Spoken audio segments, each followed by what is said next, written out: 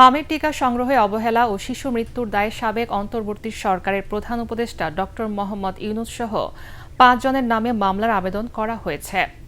রাজধানীর সিএমএম আদালতে এই মামলার আবেদন করা হয়। এই মামলায় সাবেক স্বাস্থ্য উপদেষ্টা নূরজাহান বেগমকেও আসামি করা হয়েছে।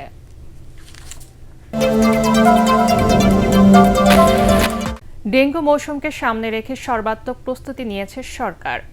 এ কথা জানিয়েছেন স্বাস্থ্যমন্ত্রী সরদার মোহাম্মদ সাখাওয়াত হোসেন। সচিবালয়ে তিনি এই কথা বলেন। এ সময় তিনি আরও বলেন, ৮ দিন হাসপাতালের আবেদনের প্রেক্ষিতে কারণ দর্শানো নোটিশের জবাব দেওয়ার জন্য মঙ্গলবার পর্যন্ত সময় দেওয়া হয়েছে। মারা যাওয়া ৬ নবজাতকের পরিবারকে হাসপাতাল কর্তৃপক্ষ ক্ষতিপূরণ দিলেও তাদের বিরুদ্ধে আইন অনুযায়ী ব্যবস্থা নেওয়া হবে বলেও জানান তিনি। ১৪০টা দেশে আমাদের ওষুধ রপ্তানি হচ্ছে এবং আলহামদুলিল্লাহ আমাদের যদি ভ্যাকসিন ওনারা তৈরি করতে পারেন এটার পরিসর আরো বৃদ্ধি হয়ে যাবে। এই গভর্নমেন্ট আমরা সততার ভিত্তিতে ন্যায়নিষ্ঠভাবে দেশের জন্য কাজ করি।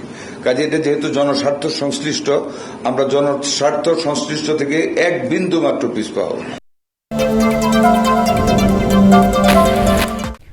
উত্তর ইসরায়েলে ক্ষেপণাস্ত্র হামলা চালিয়েছে ইরানের প্রতিরক্ষা বাহিনীর অভিজাত শাখা Islamic revolutionary guard corps IRGC।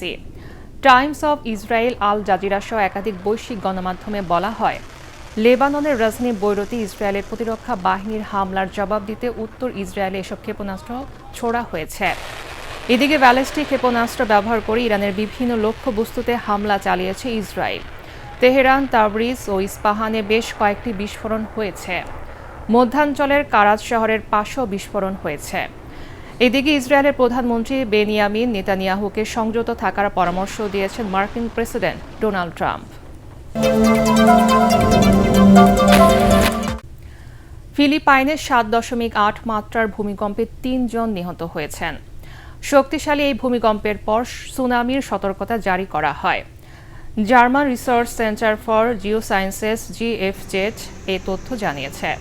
স্থানীয় সময় সোমবার সকাল ৭টা৩৭ দেশটির দক্ষিণাঞ্চলেও মিন্দানাও দ্বীপে এই ভূমিকম্প আঘাত হানে। এর গভীরতা ছিল মাত্র ১০ কিলোমিটার। ভূমিকম্পের কারণে বিভিন্ন এলাকায় আতঙ্ক ছড়িয়ে পড়ে। ওই এলাকার বাসিন্দাদের নিরাপদ স্থানে সরে যেতে বলা হয়েছে।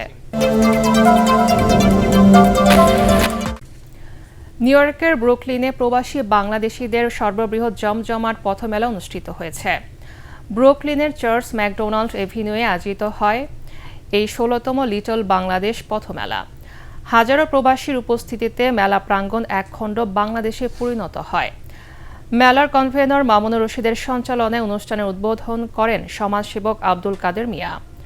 বক্তব্য দেন সংগঠনের প্রেসিডেন্ট রফিকুল ইসলাম পাটোয়ারি, সাধারণ সম্পাদক Moinul Alam Bappi, member secretary Anwarul Azim, lion Abdul কাদের, A10 বাংলা ও A10 নিউজ যুক্তরাষ্ট্রের পরিচালক ফখরুল আলম, মোহাম্মদ লিয়াকত আলী, ফিরোজ আহমেদ, কাজী আজম।